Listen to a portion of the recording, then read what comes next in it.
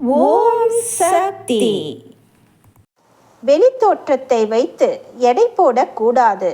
வெளித்தோற்றத்தை வைத்து ஆன்மீகத்தில் ஒருவனை எடை போட முடியாது. ஒருவனது உள் மனத்தை வைத்துதான் எடை போட முடியும். எடை போட வேண்டும். மாம்பழம் வெளியே பார்ப்பதற்கு அழகாகத்தான் இருக்கிறது.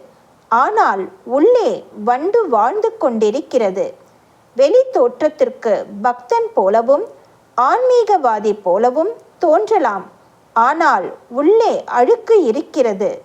பூ பூத்து காய் காய்த்து கரு உருவாகும் போதே வண்டும் அதில் முட்டையிட ஆரம்பித்து விடுகிறது.